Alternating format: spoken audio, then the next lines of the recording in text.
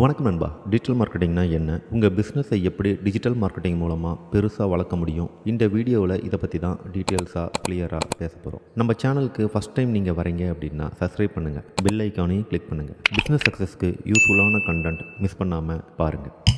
What is digital marketing? Digital மார்க்கெட்டிங்னா என்ன? Digital மார்க்கெட்டிங்னா சிம்பிளாக சொல்லணுன்னா உங்கள் ப்ராடக்ட் இல்லை சர்வீஸை இன்டர்நெட் மூலமாக ப்ரொமோட் பண்ணுறதுக்கு பேர் தாங்க digital marketing. Facebook, Instagram, YouTube, Google இந்த பிளாட்ஃபார்ம் எல்லாமே டிஜிட்டல் மார்க்கெட்டிங்கால் தான் நிறைய சம்பாதிக்கிறாங்கன்னு சொன்னால் உங்களால் நம்ப முடியுமா? ஆனால் அவங்களுடைய ரெவன்யூவில் 75% மேலே இந்த டிஜிட்டல் மார்க்கெட்டிங் மூலமாக வரது தான் அப்படின்னு சொன்னால் உங்களாலையும் நம்ப முடியுமா? ஏன்னா இவங்களோட மெயின் கோலே பிஸ்னஸை ப்ரொமோட் பண்ணுறதாக தான் இருக்குது. அதுக்கு யூஸ் பண்ணுற மிகப்பெரிய டூல் தான் கூகுள் ஆட்ஸ், ஃபேஸ்புக் ஆட்ஸ், இது எல்லாமே. ஸோ ட்ரெடிஷ்னல் மார்க்கெட்டிங்கில் நியூஸ் பேப்பரில் ஆட், டிவியில் ஆட் மாதிரி ஆஃப்லைனில் ப்ரொமோட் பண்ணுவாங்க. ஆனால் டிஜிட்டல் மார்க்கெட்டிங் அப்படின்னு வந்துட்டால் உங்கள் பிஸ்னஸை ஆன்லைனில் இருந்து ஸ்பெசிஃபிக்காக உங்கள் ஆடியன்ஸை டார்கெட் பண்ணி விளம்பரம் பண்ணுவாங்க. இதுதான் டிஜிட்டல் மார்க்கெட்டிங்.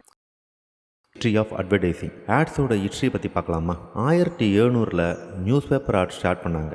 அப்போ ஒரு ப்ராடக்டை ப்ரொமோட் பண்ணுறதுக்கு இருக்கிற ஒரே மீடியம் நியூஸ் பேப்பராக தான் இருந்துச்சு. 1920க்கு அப்புறம் ரேடியோ வந்துச்சு. அப்போ ரேடியோ வந்ததுக்கப்புறம் ரேடியோவில் ஆட் பண்ணாங்க. லிஸ்னரை என்டர்டெயின் பண்ண ரேடியோவில் நாடகம், கமர்ஷியல், சாங்ஸ் இது எல்லாமே போட ஆரம்பித்தாங்க. அதுக்கு நடுவில் விளம்பரம் போட ஆரம்பித்தாங்க. 1950 டிவியில் ஆட்ஸ் வந்துச்சு.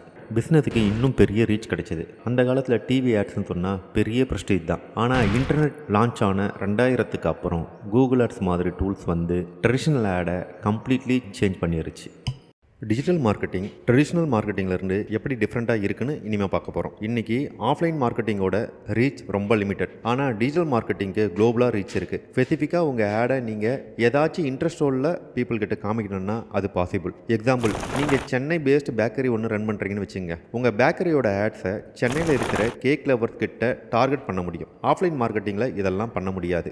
இப்போது ட்ரெடிஷ்னல் மார்க்கெட்டிங்க்கும் டிஜிட்டல் மார்க்கெட்டிங்க்கும் இருக்கிற ஒரு கம்பேரிசன் பார்க்க போகிறோம். காஸ்ட் வைஸ் பார்த்தீங்கன்னா ட்ரெடிஷ்னல் மார்க்கெட்டிங், அதாவது டிவி ஆட்ஸ், பேப்பர் ஆட்ஸ்லாம் பார்த்தீங்கன்னா கொஞ்சம் எக்ஸ்பென்சிவ். ஆனால் டிஜிட்டல் மார்க்கெட்டிங் வெரி லோ பட்ஜெட்டுக்கும் பண்ண முடியும். ரீச் அப்படின்னு பார்த்தீங்கன்னா ட்ரெடிஷ்னல் மார்க்கெட்டிங்கில் லிமிடெட். ஆனால் டிஜிட்டல் மார்க்கெட்டிங்கில் குளோபல் வைஸ் நம்மளால் டார்கெட் பண்ண முடியும். Tracking and return of investment. Traditional ஆட்ஸில் நம்மளால் ட்ராக்கிங் பண்ணுறதுன்றது முடியாத காரியம். ஆனால் டிஜிட்டல் மார்க்கெட்டிங்கில் ட்ராக்கிங்கிறது ரொம்ப ஈஸியாக பண்ண முடியும்.